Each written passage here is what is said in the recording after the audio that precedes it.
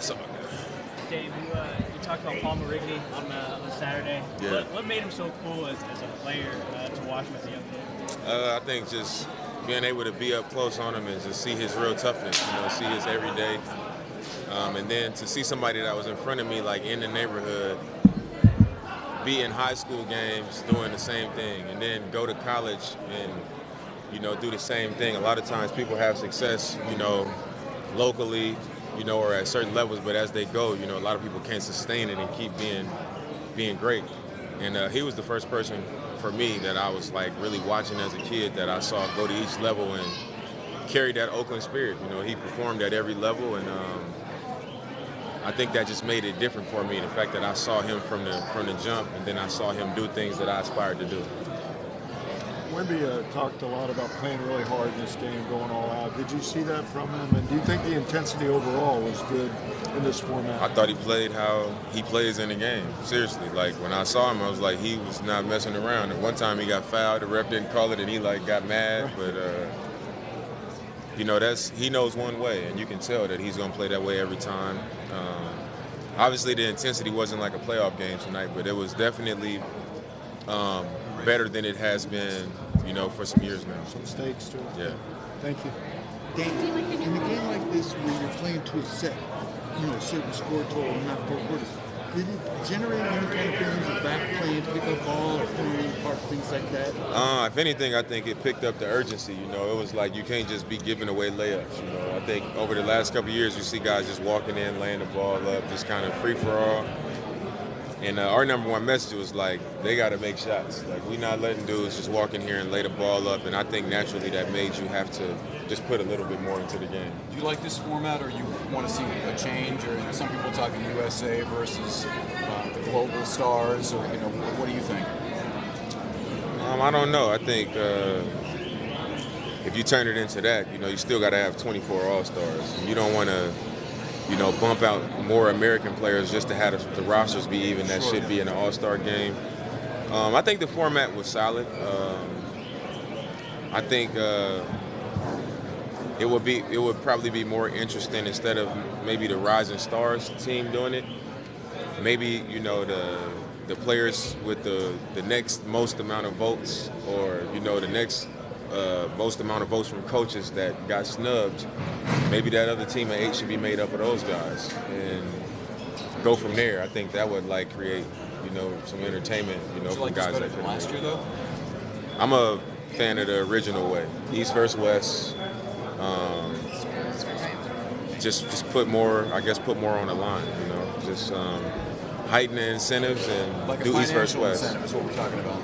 I mean, that's something that I'm sure would get people going, but I'm not suggesting it. I think whatever it could be. Whoever wins East or West is getting home court in the finals, or whatever, like baseball or something. I mean, it could be anything, but if it's some type of incentive, I think East West is the best way to me. Okay, then do you felt any kind of pressure to win because you are with the OG team with Stephen Curry and you play against a Rising Star? I think it was a little bit of pressure to make sure we didn't get beaten that first game. Especially with that name, like Shaq's OGs. Like when you look at our roster, it's a lot of guys that have been doing this for 13, 14, 15 years. At this level, and of course, you're going to have some pride about it. Even though it's an all-star game, you're not going to roll out there and just lose and get beat. We didn't want that to be part of our story, regardless of how light it is. And, we was able to come out and get both. Dame, a couple guys said that they didn't enjoy that format whatsoever. How did you feel about it? I wasn't mad at it. I think, like I said, I'm more of a fan of the just straight-up East versus West. 2 halves of basketball, and then that's it. Dave, why do you think we've gotten to this point where we have to come up with gimmicks and stuff every year to make the game interesting? I think because you want to try to create some interest in the game instead of just watching us go up and down layups and just almost not play a competitive game at all. But I think it has a little bit to do with the way the game is. The game is faster. think that's why we're seeing, more injuries happening. The game is faster, it's more up and down, and the pace is up higher than it's ever been. The style of play, I think, is just wearing on guys' bodies. So the break is so deep into the season. We got less than 30 games left, so our bodies are constantly breaking down over the course of a long season. So at this point, you come into the break, we trying to get into the playoffs healthy. I don't think it's a matter of guys not caring. It's just so much pressure on this guy didn't win, and they need to do this, they need to do that. So we want to be our best for that, and you don't want to go out there and get hurt, when it's really nothing on the line. That's why I say if it's more incentivized or something like that, then maybe, you'll see guys go out there and just play. But I think one of the things that could make it better is to kind of move All-Star Weekend up closer to, the start of the season, like the actual midpoint, because right now, like I said, you coming back out of the break with 29 games left, and we want to get in that playoff healthy, So, I think that could be an adjustment too.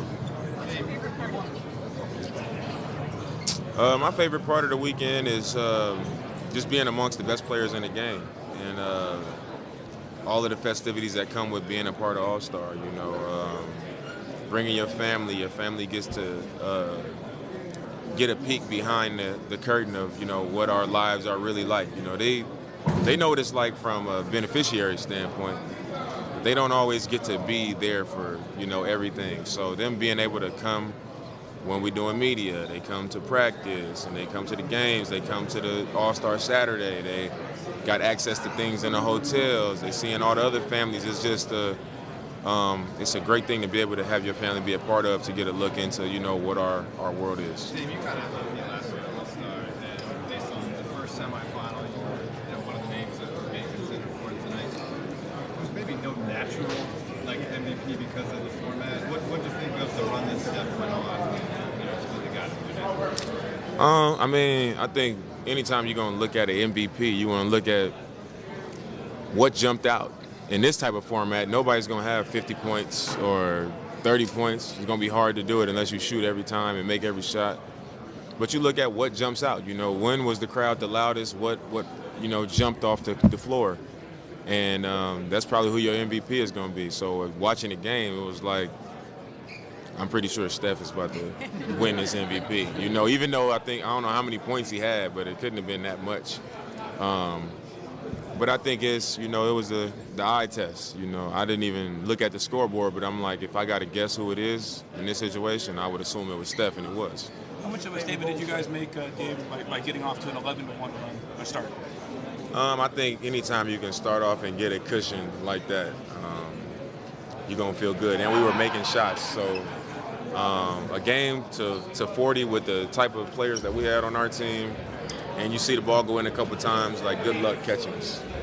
Damian, I tracked down that young man who hit the shot, and he wasn't even supposed to be here today. His dad waited till the tickets went to a price he could afford. He's a college freshman. This is going to really help his future. Can you imagine? The clock was running down, and he banked one in. Yeah. Coming into it, they asked me to do it, and I knew that it would be a win-win situation. I knew that it would be helpful for my scholarship partnership that I just started, and I knew it would be extremely helpful to someone else, and that was the reason I did it. I went out there and I made the first two, and I'm not gonna say I lost on purpose, because I didn't. I was trying to make the shot, but I was putting a little, trying to make get a quality make or whatever, but I was just happy to see his real excitement. That's life-changing for somebody, like you said, he wasn't even supposed to be here. Just get pulled on the floor, and then it was dramatic. He made it as the clock was going off. I love being a part of stuff like that, where you can impact somebody else. Dave, you talked about the weekend. What was it like being back in the Bay Area, being in Oakland yesterday and then here playing in San Francisco today? It was great, just seeing so many familiar faces, being around loved ones, and sharing this entire experience with my people at this stage of my career. Overwhelming at times, just I really grew up here. You know, a lot of people just that want to show love and they want to support. You know, it can be a lot.